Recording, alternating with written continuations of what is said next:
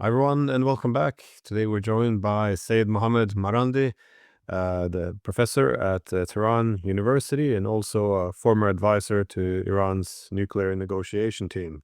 So I'm glad to have you back on the program.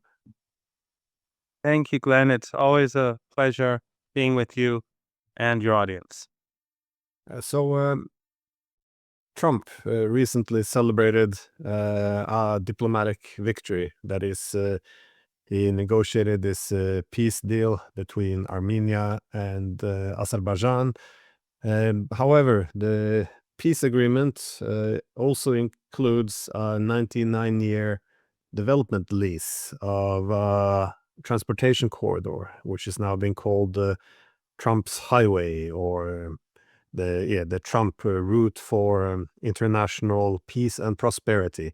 So again, dressed up in the language of development and peace. How are you assessing this corridor, very strategically positioned between Russia and Iran, besides the altruistic goals of promoting stability and peace in the world? How are you assessing this? It's difficult for me to be certain what this is all about because the Iranians have said very clearly to the Armenians and uh, the Azerbaijani government that they will not accept any change in the border in the Caucasus between Armenia and the Republic of Azerbaijan. And the Iranians have said quite clearly that if it is necessary, they will use military means to make sure that no change takes place. Early on, when this war broke out and Armenia took large territories that belonged to the Republic of Azerbaijan, according to international law, Iran supported the Republic of Azerbaijan, and in fact, it was the only country that was training its troops and volunteers to take back their territory. And then the Americans put pressure on the current leader, Aliyev. This is decades ago, well over 30 years ago, or roughly 30 years ago. And the Iranian trainers were forced to leave the country. And so the liberation of Azerbaijan territory was delayed for decades. Right? And then when the tide turned and the Republic of Azerbaijan, with Israeli support and the support for Erdogan, uh, when they began retaking their territory, the Iranians stressed that it will protect Armenian sovereignty. So the Iranian policy has always been consistent in the Caucasus that the internationally recognized borders must be preserved. Of course, Iran does not support and utterly opposes the ethnic cleansing of Armenians, but it is still, legally speaking, territory that belongs to the Republic of Azerbaijan. So we are where we are. Now, this agreement, from what the Armenian government tells the Iranians, it is not an issue for the Iranians to be concerned about, and it will not have any impact on Iran's access to Armenia or Iran's access through Armenia to Georgia or Russia or the Black Sea.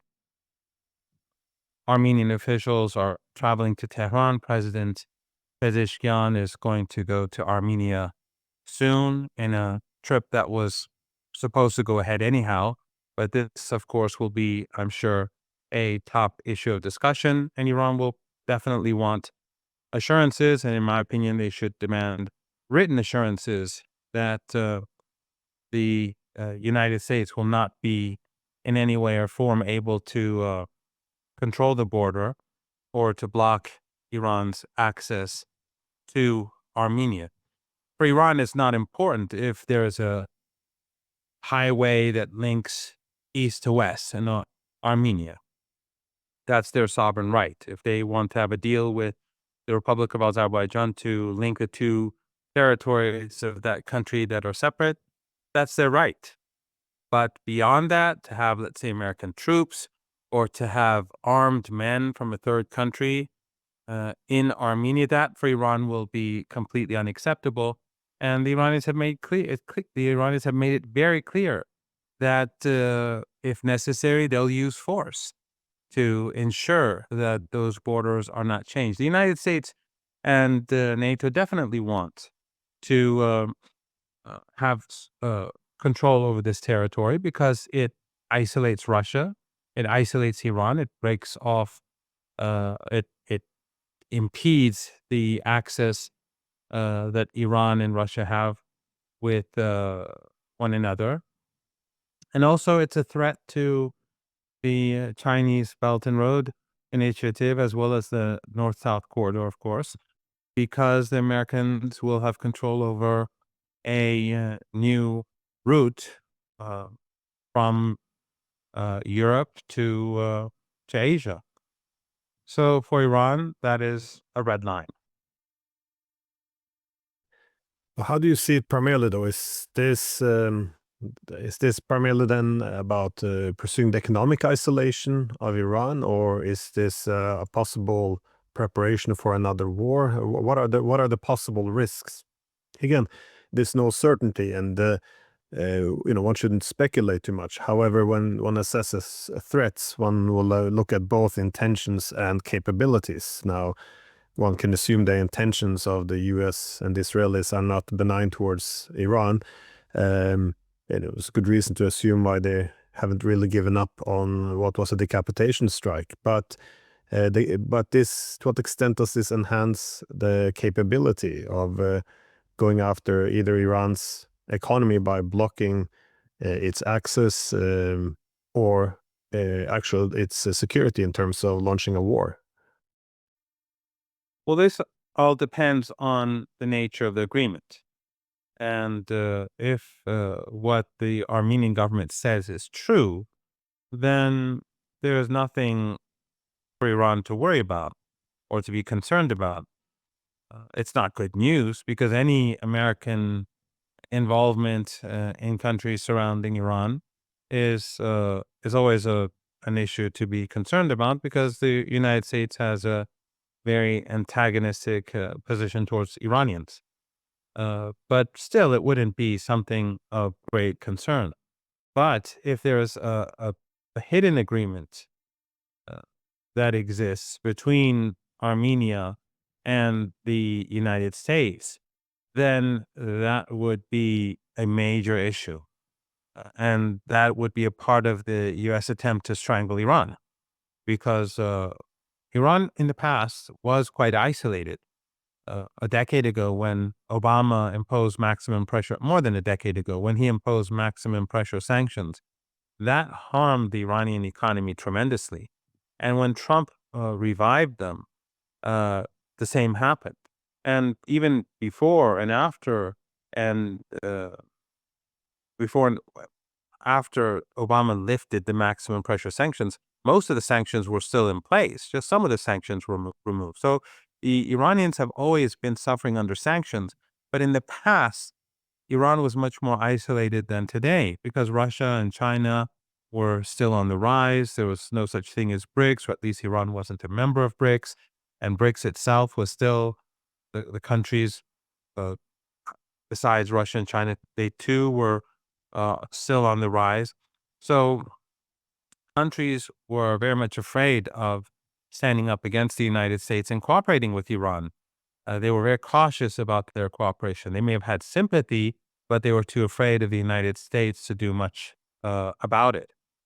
And that was those were very difficult years for Iran. But now the world has changed, and the United States is facing crises at home, the divisions at home, not just between Trump and his opponents among liberals and, of course, the left, and they're not the same thing, but also among conservatives, whether it's Tucker Carlson and Candace Owens, or Nick Fuentes, and others, that their things are changing very rapidly inside the United States with the growing economic problems there. But also the United States is at war with countries across the world, whether it's trade war or other types of war, or proxy wars or literal wars. So countries across the world have tilted towards Iran. And that includes Russia, that includes China, that includes many other countries. So it would be very useful for the United States to be able to isolate Iran again. And one means of doing so is blocking the border between Iran and Armenia, which would be catastrophic for Armenia, by the way, because a cul-de-sac for Armenia would basically mean the end of the country, because it will be surrounded by two very hostile countries, Turkey and the Aliyev regime in Baku. So we'll have to see, but we'll also have to see what happens when President Pezeshkian travels to Armenia. But again, I stress that the Iranians will not allow the Armenian border to be shut down. They won't allow it to be controlled by the United States. If necessary, the Iranians will take that territory. They will take southern Armenia and control it until it is clear that there will be no third party base there. If there is a secret agreement between Armenia and the United States. I guess one of the lessons from the war against Iran was that it might have been better to fight it through a proxy. That is, Iran had more, I guess, missiles and punching power than many had expected. Now, if it would be this, if there would be this incrementalism, this salami tactics in terms of blocking Iran's access, and Iran would use military force. I mean, I feel like we would have seen this movie before. We would have all the headlines about unprovoked aggression. It would yeah, lead to this huge mobilization of many countries going directly after Iran. Again, this is, I'm not going to look in my crystal ball and see what's happening. It just seems when a foreign power such as the United States, with obvious hostile intentions towards Iran, it has this potential. It has now a position on the border of Iran. It can shut down its economy. It can have use this territory for escalation control to mount more military pressure on Iran. It just, from history, it seems this is something that is too attractive to only be used to develop and help develop economy of Armenia and Azerbaijan for the goodness of your heart. So, but I therefore ask, how certain do you think is that Iran would actually use military force to open up any blockade? I think it's important to keep in mind that while Armenia and Azerbaijan are two countries that are at odds with one another, both are small and quite vulnerable. And they're sandwiched between Iran and Russia. So the smart thing for them to do is to have very good relations with the two countries. Many Armenians have a strong relationship with Iran. In general, Armenians have a strong relationship with Iran because we have a large Armenian population. We have Armenian MPs in parliament. And Iran has always treated its Armenians very well, contrary to, for example, other countries in the region, or some other countries like Turkey, for example. In addition to that, Azerbaijan, its population is very similar to Iranians. Their language is Azeri, and tens of millions of Iranians speak Azeri. My own family name is Marandi, and Marandi means from Marand. And Marand is an Azeri city near Tabriz. For the leader, Ayatollah Khamenei, Khamenei means from Khamenei. Khamenei is an Azeri city, and he is a very fluent Azeri speaker. He's a very eloquent Azeri speaker. And so there's a lot of sympathy and friendship and admiration for Iran among Azeris in that country. So it would be very difficult for either Armenia or the Republic of Azerbaijan to act with great hostility towards Iran. And of course, blocking the border for Iran would make their own populations recognize that they are acting in a provocative manner. And again, when they are sandwiched, when the Caucasus, the Southern Caucasus, are sandwiched between Russia and Iran, you'd imagine that the governments would behave in a sane manner. Again, we have to keep in mind that this could be an agreement that really is not a problem. Again, also, I'm hoping that as well. So yeah, exactly. And some healthy dose of cynicism, I guess. yes, and even though we don't want Americans anywhere near our borders in any way or form, whether it's just businessmen or because the CIA and intelligence agencies use these environments for their own dirty work. But if it is just an agreement where the Americans build a highway linking east to west in Armenia, that's not an issue for Iran. But if it goes further than that, then the issue is that it's Armenia, the government in Armenia and the government in Baku and Azerbaijan, they will not be in a strong position because, as I said, the relationship between ordinary Iranians and ordinary people in Azerbaijan, the Republic of Azerbaijan, is very close. Many Iranians, if not most Iranians, including most Azeris, believe that Azerbaijan, and I'm talking about the public, belongs to Iran.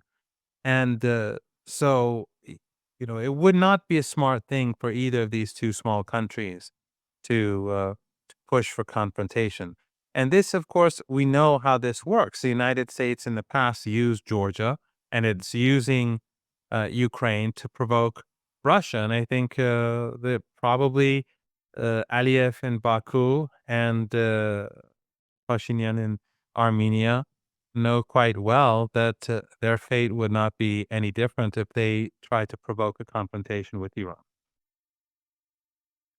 Well, as I said, this corridor, this very narrow corridor, which could link Europe closer also to Central Asia. It's also Turkey to Azerbaijan.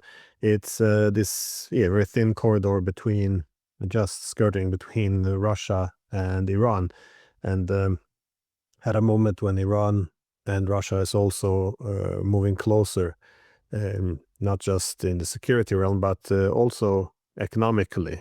We also see institutional integration, be it BRICS or SCO. It should be said that this is also something that the Russians probably look with as much as a suspicion or concern as Iran as well. Now, again, I think they've been also quite quiet about this. Again, if it is, as you say, about peace, stabilizing the region, have prosperity, wonderful. Who doesn't want stability on their borders? But if it has some more nefarious objectives, they could also, again, begin to push back against this. So, how are you assessing this? Obviously, this is closer to Iran being literally on its borders. But to what extent do you think the containment of Russia could be an objective? I have no doubt that that is what the United States seeks. I have no doubt that the United States seeks to have a permanent presence on the border and to have control over that territory so that it is able to block Iran Russian relations and the Iranian and Russian governments would have greater difficulty doing trade and business with other countries as well, because for Iran, it would also include Georgia, the access to the Black Sea, but also for Russia, it would limit its access to places like Iraq. We have to, of course, remember that the corridor, the north-south corridor, doesn't just pass through the Caucasus. It passes through the Caspian Sea, and it also passes through Central Asia. But still, this would be completely unacceptable to either Iran or Russia. The United States does not have good intentions at all when it comes to Iran or Russia. It's clear as day. But this is another issue. This is another important point, that what the negotiations that have been taking place between the Armenian government and the government in Baku, those negotiations have been that have aroused the sensitivity of the Russians, and they've made the Iranians quite sensitive too. And the pressure has been building on the Armenian government not to accept from Tehran and Moscow, not to accept anything that undermines the sovereignty of the country. So it's not as if this has just begun. We've seen pressure building on some sort of agreement for a couple of years now, coming from uh, not just Aliyev, but also Erdogan, and Netanyahu obviously has a very strong interest in this, and he's expressed it in different ways and forms. So and since Iran does see Erdogan, Netanyahu, Aliyev as allies, and they are allies, we've seen how they cooperated to undermine Syria, how they cooperated together in the Caucasus, and how trade and business and political relations between the two continue to exist, even though there is a genocide going on in Gaza. So that sensitivity in Iran has existed, and the pressure that Iran's been putting on Azerbaijan has been ongoing. More recently, the pressure has increased from Russia as well. The focus of Russia, of course, has been on Ukraine, but more recently, their anger towards Baku has increased. We saw arrests in Russia. We saw the airstrikes or the missile strikes and drone strikes on assets in Ukraine that belong to Aliyev and the people around him. So the pressure has been building up, and I think it will go much further if indeed there is a secret agreement that impedes Iranian access through Armenia and to Armenia. This is, the pressure now is just political on the Iranian side. On the Russian side, we do see that it has become military in a way through the strikes in Ukraine, and the language coming from Baku towards Russia has also become much more critical and increasingly antagonistic. So I think the pressure that has already been built has had an impact. But again, we don't know. We don't know for certain. Right now, it's speculation. But I have no doubt that when the president goes to Armenia, he will be demanding assurances so that later on, no one can suddenly show a piece of paper saying, well, actually, the Americans will have full authority over that territory. That for Iran will not be acceptable. And the Iranians have said, even if there are American troops there or American contractors there, the Iranians will not accept that. And they will, if necessary, they will take military measures. Yeah, well, I often think about this article or report from the Rand Corporation from 2019 on extending Russia, because it has a long list of way to overextend and weaken the Russians, and maybe a regime change in Belarus, destabilize Ukraine, go after Moldova. And also the Caucasus, exploit the tensions between Armenia and Azerbaijan. It's like one big shopping list. It's only 6 years ago, but almost every box has been ticked off now. So it is interesting. Now, I don't think that most of the politicians or journalists or anyone wants to see yet another war. However, I think it's the mentality behind the whole thing. That is, because I read media reports on this peace deal and how it's going to cement an American presence and influence in the region. And the assumption is always this very simple tribal idea that, America good, Russia bad, Iran bad. So the more the more American influence, the less Iranian and Russian. It's good for peace, and this is kind of the mentality. And one does not incorporate the security competition that the Russians and Iranians might not just capitulate and accept this, much like the Americans wouldn't sit by if Iran started building up forces in Mexico. It's just it doesn't make any sense. But again, I think, yeah, the ideology behind the whole thing makes people just walk into this sometimes very predictable disasters. Again, I'm hoping this won't be one of them. And my last question, though, was just about the international north-south transportation corridor, the extent to which it could be affected. That is, for people not aware, this transportation corridor going from Russia, Iran down to India, it's supposed to be a very common or important part of the wider Eurasian integration. So, again, I've often argued that the Americans should support this because a lot of Eurasian integration tends to be very China-centric. This is something that creates more balance of dependence. It disperses power. But if you want to disrupt this, of course, the Caspian Sea would be required, going after Iranian ports. But to what extent could this corridor undermine this international north-south transportation corridor, which would then create more competitive transportation route linking, also then intensifying the cooperation between Iran, India, and Russia?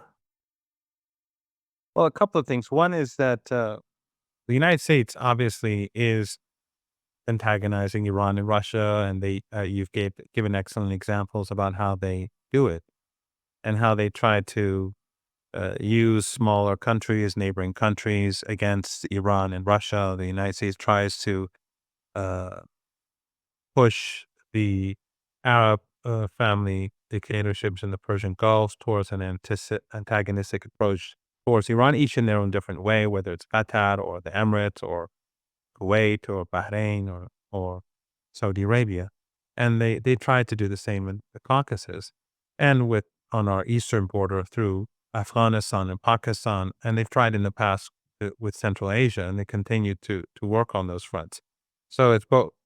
And you've given good examples about Russia too. So, but the problem that this has for the United States is that it actually pushes countries like Iran and Russia closer to each other. And the 12-day war against Iran, which the Israeli regime carried out an unprovoked and illegal war, has pushed China closer towards Iran. We see that now in Beijing, because China sees these sort of threats against Iran as threats against China. So while the United States may be scoring successes here and there against Iran and Russia and China and so on, in the long run, they are marginalizing and isolating themselves, at the West and the United States in particular, through these policies. I don't think that they are very smart or wise, nor do they benefit the United States. In fact, the whole North-South corridor plan was an idea that existed for decades, and they agreed upon it decades ago. But Iran and Russia really never pursued it, because the Russians were doing business with the Europeans, and the Iranians were doing their own business.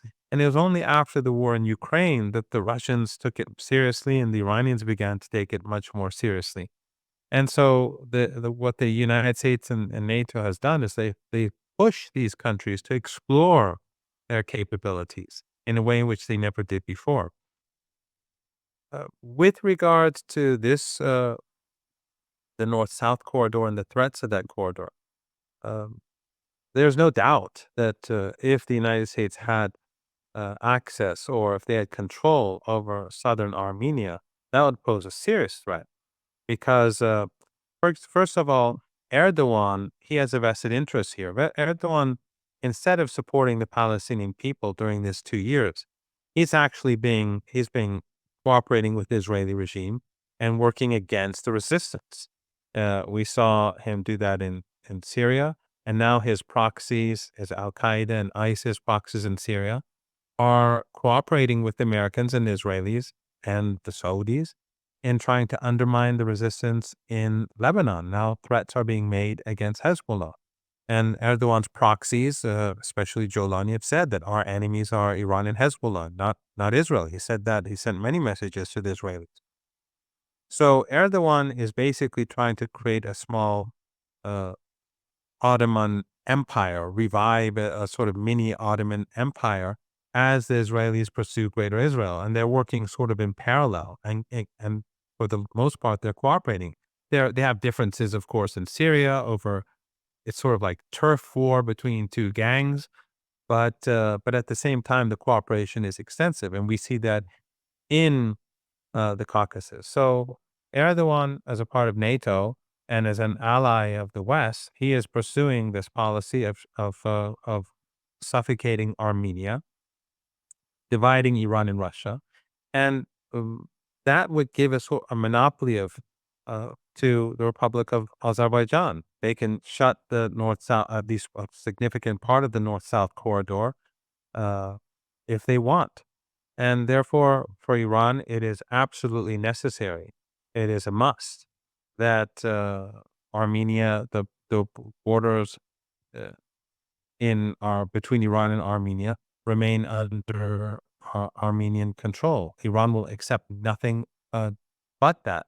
And Iran is actually building a major tunnel and a highway through southern Armenia to connect Tehran to the capital of Armenia, and through Armenia to the Black Sea, Russia, and Georgia.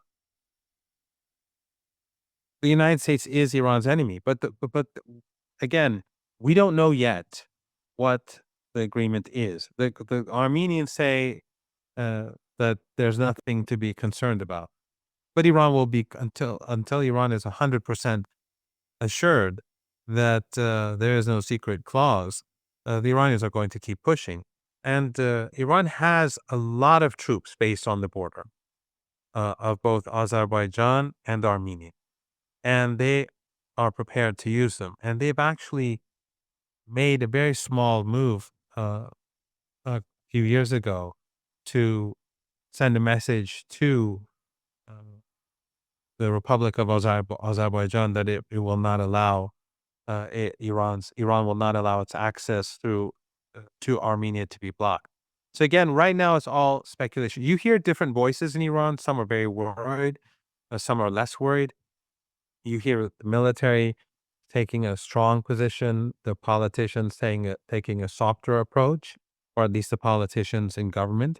I don't think that's contradictory. I think they are basically saying the same thing. It depends on what the agreement is all about.